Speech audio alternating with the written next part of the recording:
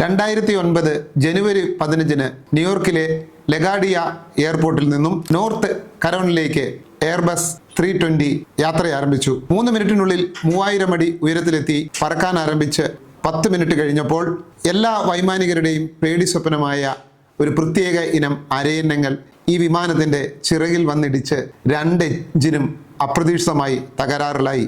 Air traffic കൺട്രോളിലേക്ക് message പോയി. തിരിച്ചു വരുവാനോ അല്ലെങ്കിൽ തൊട്ടടുത്ത എയർപോർട്ടിൽ ക്രാഷ് ലാൻഡ് ചെയ്യുവാനോ അവർ ആവശ്യപ്പെട്ടു. പക്ഷേ 2 എഞ്ചിനും തകർന്നിരിക്കുന്നത് കൊണ്ട് തിരിച്ചു വരുവാനോ തൊട്ടടുത്തുള്ള എയർപോർട്ടിലേക്ക് പോകുവാനോ കഴിഞ്ഞില്ല.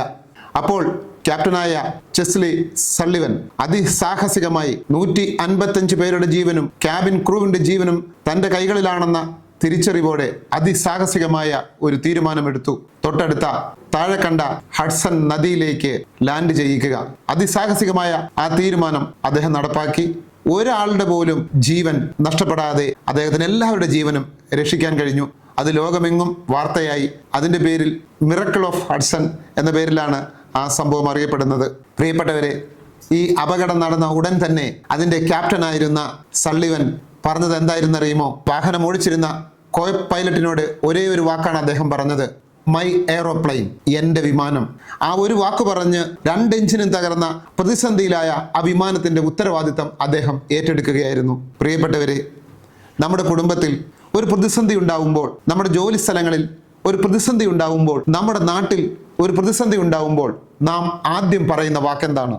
മൈ ഫാമിലി, എൻ്റെ കുടുംബം എന്നുരുവിട്ടുകൊണ്ട് അതിൻ്റെ ഉത്തരവാദിത്വം ഏറ്റെടുക്കാൻ നാം തയ്യാറാകാറുണ്ടോ? അല്ലെങ്കിൽ ആരെയെങ്കിലും കുറ്റം പറയുകയാണ് ചെയ്യുന്നത്? ഒരു പ്രതിസന്ധി ഉണ്ടാകുമ്പോൾ, ഒരു ബുദ്ധിമുട്ടുണ്ടാകുമ്പോൾ നാം അന്വേഷിക്കുന്നത് ആദ്യം ആരെ കുറ്റം പറയണമെന്നാണ്. എന്നാൽ സള്ളിവൻ നമുക്ക് നൽകുന്ന പാഠം എന്താണ്? എന്ത് പ്രതിസന്ധിയിലും അതിൻ്റെ ഉത്തരവാദിത്വം ഏറ്റെടുക്കുക. My family, my country, my work, എൻ്റെ സ്ഥാപനം, എൻ്റെ ജോലി എന്ന ഉത്തരവാദിത്വത്തോടെ അത് ഏറ്റെടുക്കാൻ കഴിയുന്നവർക്ക് ആ പ്രശ്നത്തെ വിജയകരമായി അഭിമുഖീകരിക്കുവാനും അതിജീവിക്കുവാനും കഴിയുമെന്നാണ് ഈ പാഠം നമ്മെ പഠിപ്പിക്കുന്നത്.